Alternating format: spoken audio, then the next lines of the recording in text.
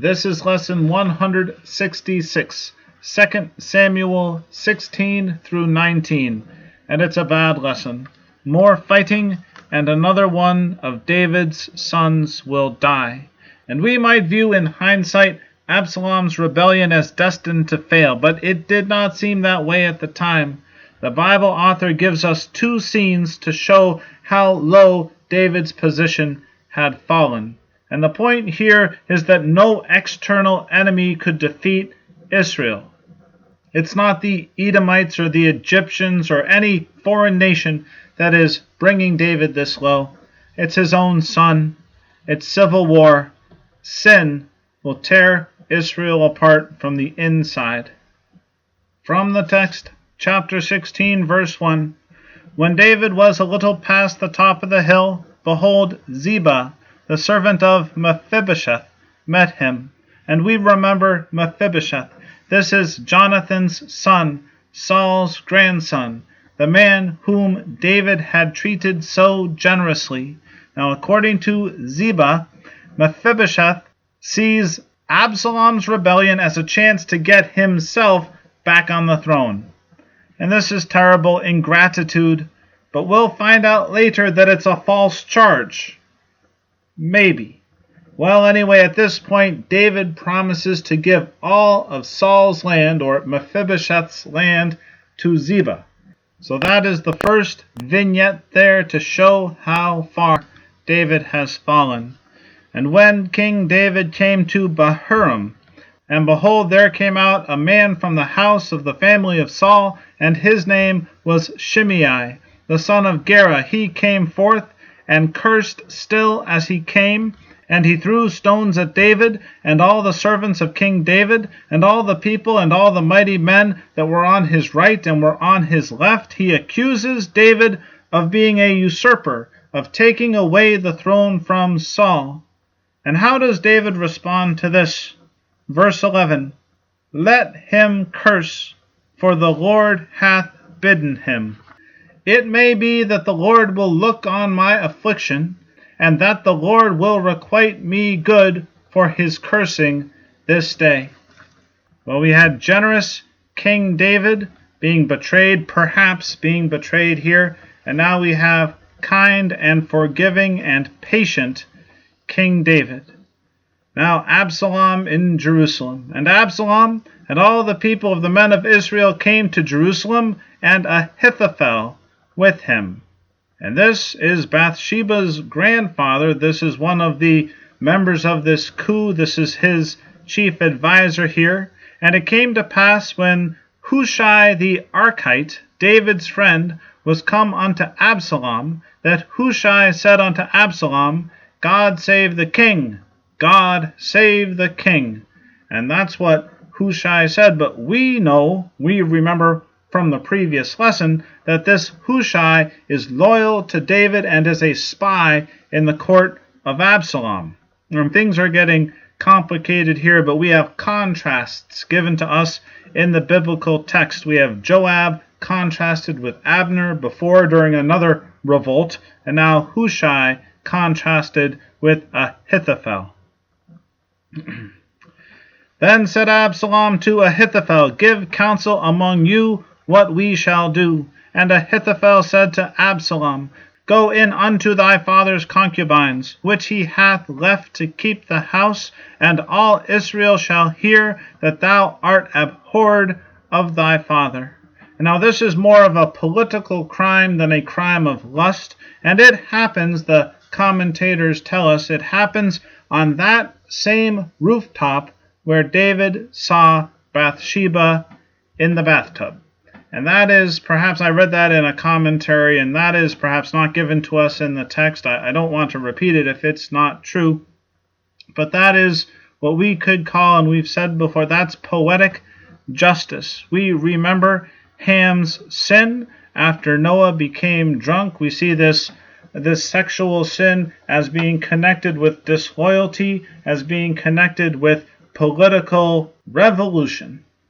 And we also recall Nathan's prophecy that David sinned in private. He tried to sin in private. He tried to hide his sin and keep it private, but What David did in private will be done openly against him, and here his son Absalom, the new king, the self-appointed king of Israel, is lying with the king's concubines on the rooftop. And the counsel of Ahithophel, which he counseled in those days, was as if a man had inquired at the oracle of God. So was all the counsel of Ahithophel, both with David and with Absalom. People listened to him. But this is, of course, not the counsel of a true prophet of God. The ends never justify the means. No prophet would tell a king to sin like this. Ahithophel, like Absalom, they are thinking, they are acting like the world acts. And this is a sinful act and a cruel, terrible act. Chapter 17. Moreover, Ahithophel said unto Absalom, Let me now choose out 12,000 men, and I will arise and pursue after David this night. And if Absalom had done this, followed this plan, it could be that David would have been defeated. But Hushai, that spy, that loyalist to David, convinces Absalom to do something different. Hushai says, don't rush out right now. Take your time. Gather a larger army, and Absalom, lead it yourself. That way you will defeat David once and for all, and everyone will know that you are king. Verse 14, And Absalom and all the men of Israel said, The counsel of Hushai the Archite is better than the counsel of Ahithophel. For the Lord had appointed to defeat the good counsel of Ahithophel, to the intent that the Lord might bring evil upon Absalom.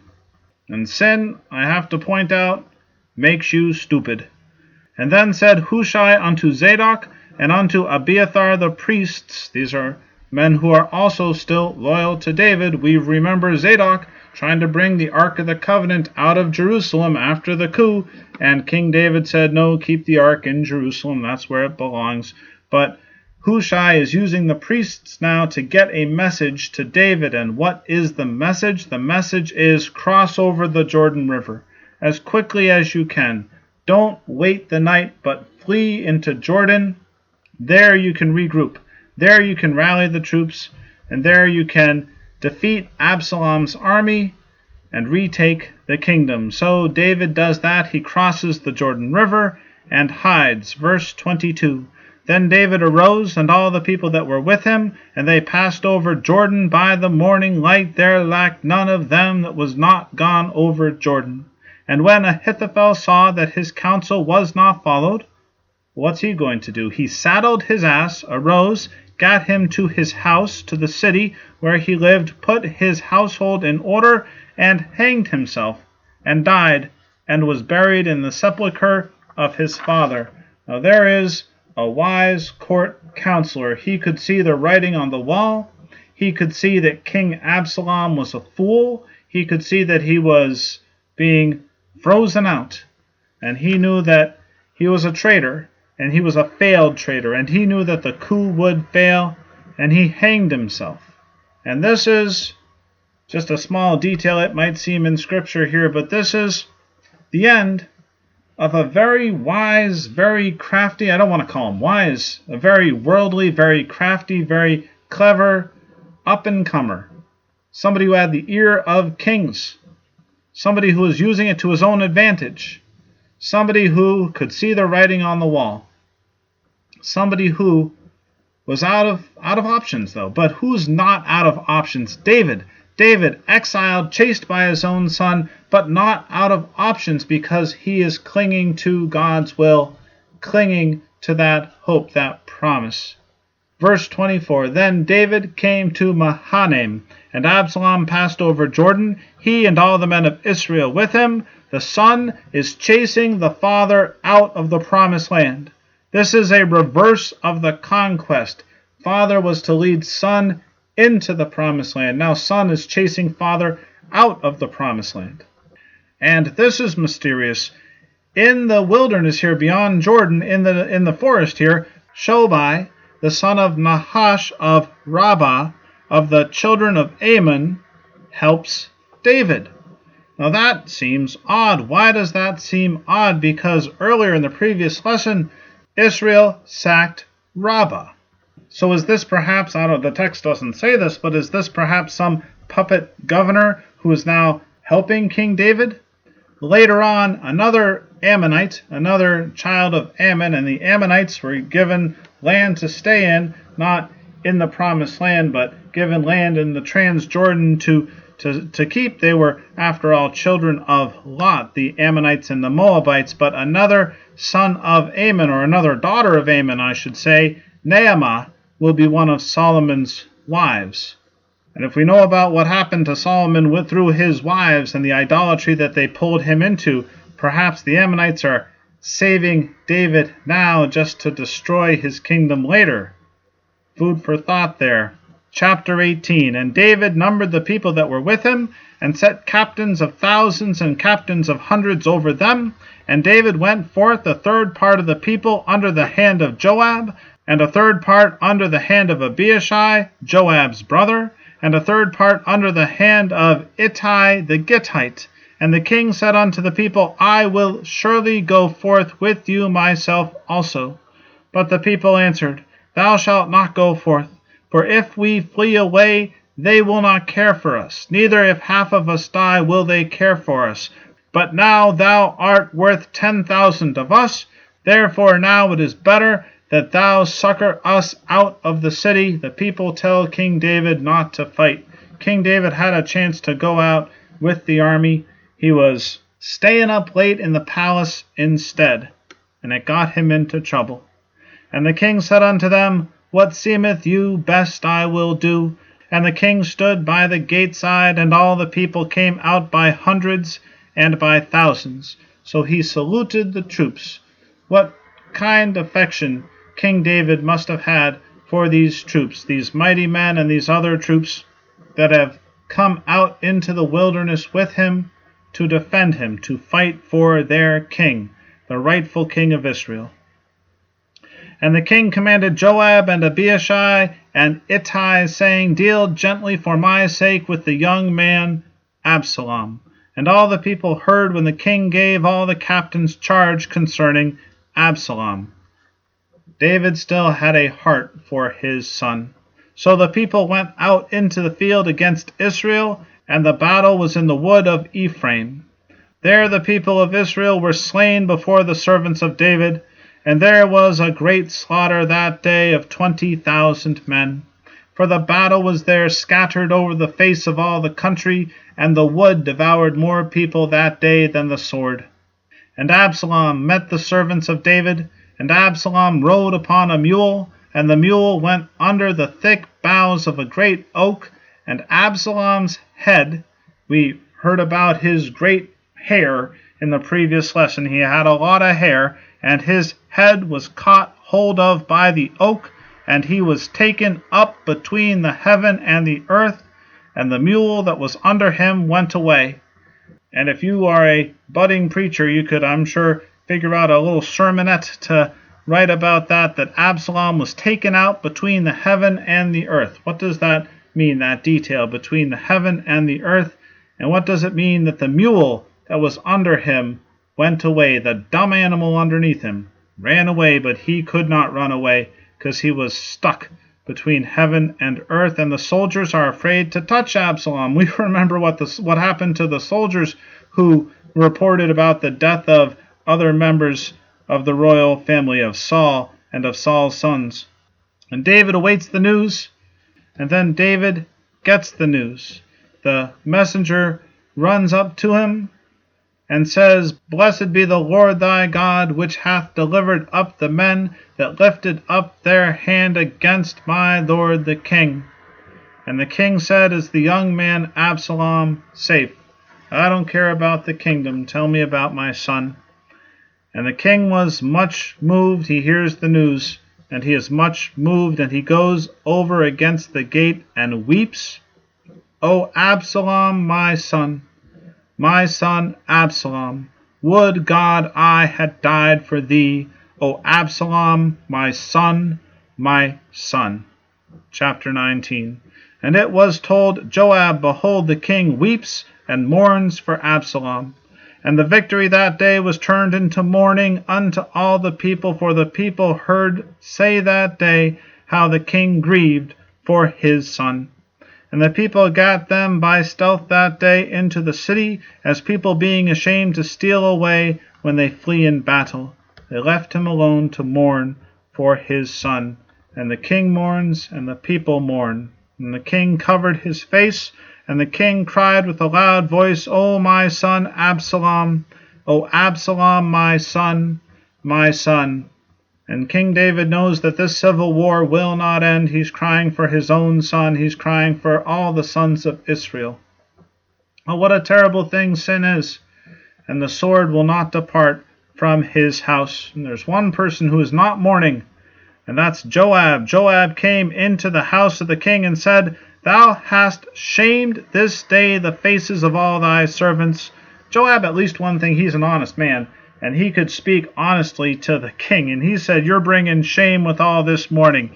It seems to me like you wish Absalom would have won. Now listen, these soldiers risked their lives to fight for you, and you're mourning because they won. You're mourning because they saved you. King Absalom was a usurper. King Absalom came out here to kill you. We protected you, and now you're mourning like you wish we would have died instead of him. Well, that's paraphrasing and taking a little bit of license, but read it for yourself from 2 Samuel 19, verses 4 through 6. That's what Joab says, verse 7. Now therefore arise, go forth, and speak comfortably unto thy servants. Thank them. You thanked them as they were going out to battle. Thank them for being victorious. For I swear by the Lord, if thou go not forth, there will not tarry one with thee this night. And that will be worse unto thee than all the evil that befell thee from thy youth until now. You're losing control. David, in other words, it's time to act like a king again. Time to act like a king. Time to put your country, your kingdom, your throne ahead of your personal feelings. You said when you killed Uriah, one man lives, another man dies. What can we say about it? And David does just that. Generous, forgiving King David does just that. He forgives the general Amasa. He even places Amasa in the army, even places General Amasa, who had rebelled with Absalom, above Joab in the army. And we'll see that that doesn't last. You can guess how that's going to end. And David returns to Israel, and he meets that same son of Saul's household, Shimei, this man who hurled insults at King David. Shimei repents, and the king forgives him. For now, we'll meet Shimei later again, but for now at least, David forgives him. Thy servant doth know that I have sinned. Shimei saying, I know I sinned. Shall there any man be put to death this day in Israel?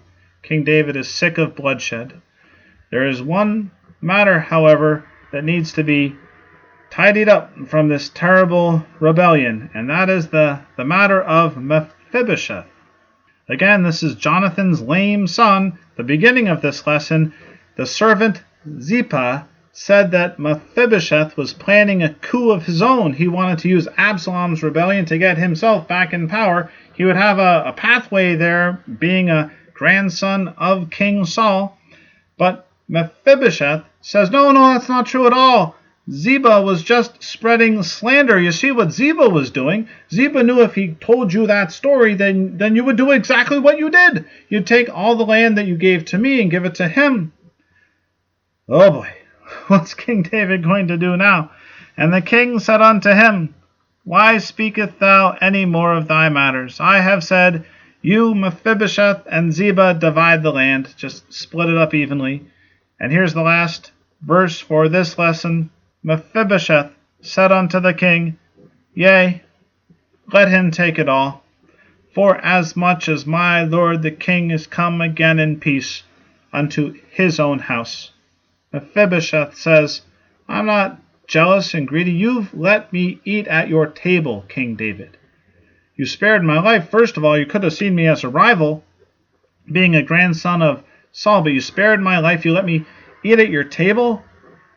I don't want land. I just want to be near you. because of your heart, your kind and forgiving heart.